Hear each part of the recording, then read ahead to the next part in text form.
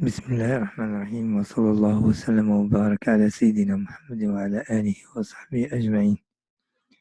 Alors aujourd'hui on va faire une vidéo euh, sur les suites numériques. Il va être composé de 3 parties pour les cours et des exercices d'application. Et après on va faire une 4e partie qui est 4e ou plus selon les besoins. Pour faire des exercices d'examen normalisés pour les bacs. Alors, on va faire une série de vidéos sur les fonctions algorithmiques, pardonnez-moi, mais fonctions logarithme népérien, logarithme décimal et l'exponentielle, la racine énienne. Et on va faire tout, Inch'Allah, ou bien Dieu, que Dieu le veut. On va faire une partie de cours et après des exercices bien détaillés sur qui entament les exercices vus dans les examens normalisés, bien concentrés, Inch'Allah. Alors, on va entamer maintenant la suite numérique. L'étude d'une suite numérique. Qu'est-ce qu'une suite numérique? Alors, dans la première partie, une suite numérique est une fonction définie sur l'ensemble n des entiers naturels. Ça veut dire UN est toujours défini. L'ensemble de définition de UN, c'est n. L'ensemble des entiers naturels. Et il prend ses valeurs dans R. Pour cela, c'est un cas particulier des fonctions. Alors, on trouve une suite numérique il y a deux types de suites numériques. Il y a une suite numérique où le terme général est en fonction du n et une suite récurrente. Alors, qu'est-ce qu'une suite numérique suite définie par l'expression?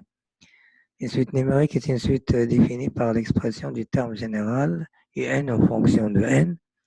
Prenons par exemple UN qui est égal à 2n plus 10. Si on donne la valeur n, on remarque d'abord que c'est une fonction linéaire. Alors, une fonction 2n plus 10. Comme si f de x est égal à 2x plus 10. Donc, c'est une fonction qui prend ses valeurs bien définies dans 0 plus l'infini. Cette fonction qui remplacera un. Alors, un est égal à 2n plus 10. Si n est égal à 0, u0 est égal à 2 fois 0 plus 10. On remplace seulement n par 0.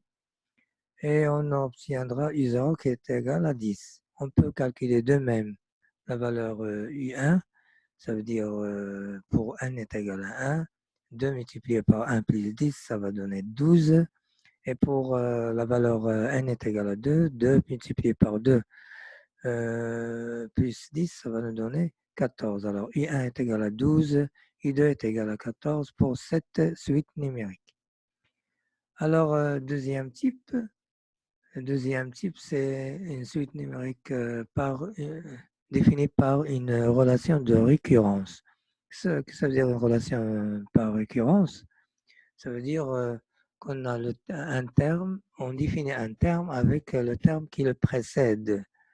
Par exemple, le terme un plus 1, il est en fonction de terme qui le précède, c'est un.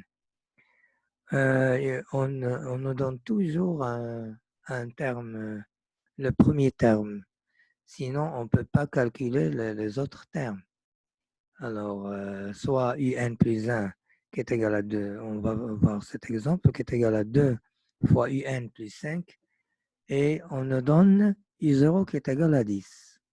Si on ne nous donne pas U0, la valeur de U0, on ne peut pas calculer la valeur de U1, parce que U1 est égal à 2 fois U0 plus 5. Alors, si on ne sait pas la valeur de U0, on ne peut pas calculer U1. Ça, c'est ce qu'on appelle la récurrence. Alors, U1 est égal, dans cet exemple, on remplace U0 par 10 et on obtiendra 25.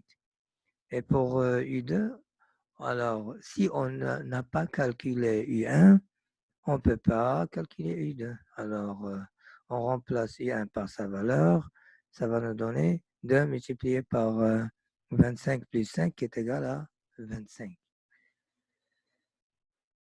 Alors, puisqu'on a dit que UN est une fonction numérique, alors on peut calculer à cette fonction sa monotonie.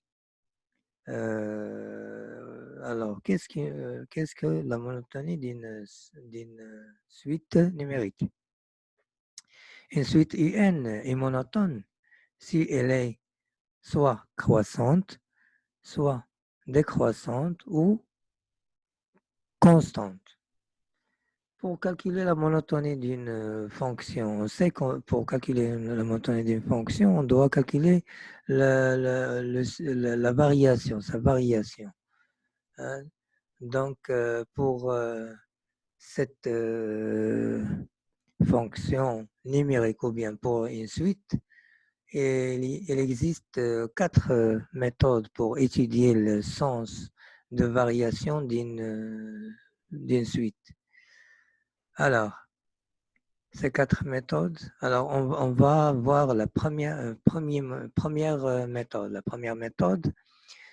Alors, si on nous donne une suite, on peut calculer la différence entre le terme UN plus 1 moins le terme général UN.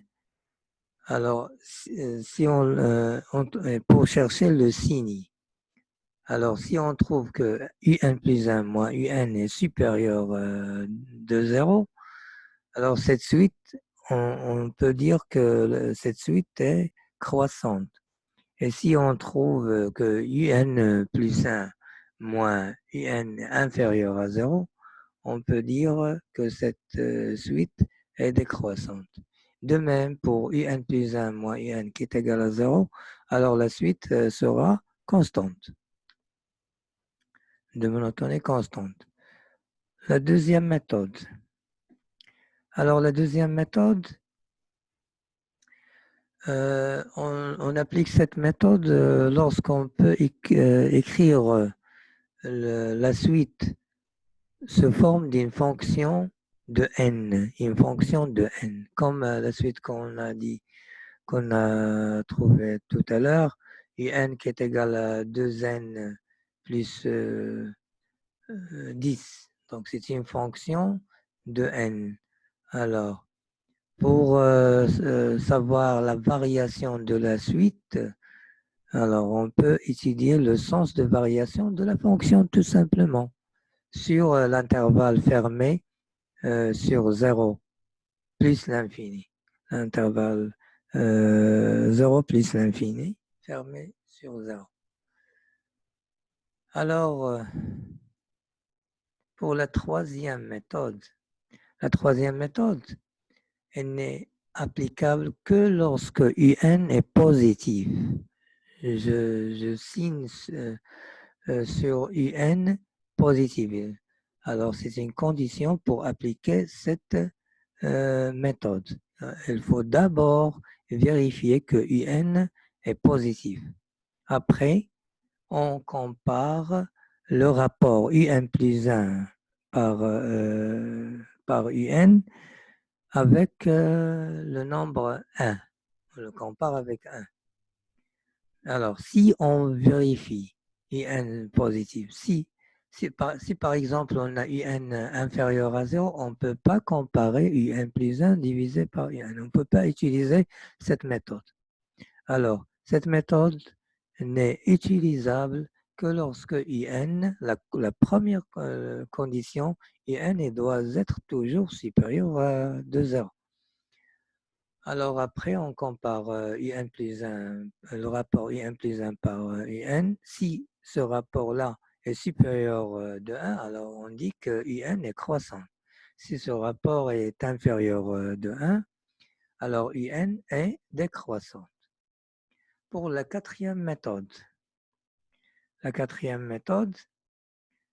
alors on utilise le raisonnement par récurrence. Le raisonnement par récurrence, ça veut dire on utilise la méthode de récurrence ou bien le raisonnement de récurrence pour trouver si la fonction est majorée, minorée, ou bien trouver qu'il est borné. Donc, qu'est-ce que la méthode de raisonnement de récurrence? D'abord, on doit vérifier que la proposition qu'on nous demande de vérifier, de démontrer est vérifiable ou bien est vraie pour le premier terme. Parfois, le premier terme est U0, parfois U1, etc. Donc, pour le premier terme, on doit vérifier la proposition à démontrer. Alors, comme deuxième stade, on pose une hypothèse. Alors, cette hypothèse consiste à dire ou bien à supposer que la préposition qu'on nous demande de vérifier est vraie pour tout nombre, est vrai pour n, quel que soit n appartenant à n. Et comme troisième stade, on démontre qu'elle est toujours vraie pour n plus 1. Il ne peut pas varier, donc il est toujours vrai pour n plus 1. On va voir ces 4 méthodes dans la partie qui suit, dans des exercices explicatifs. Alors, attendez-moi à la deuxième partie. Merci pour votre attention.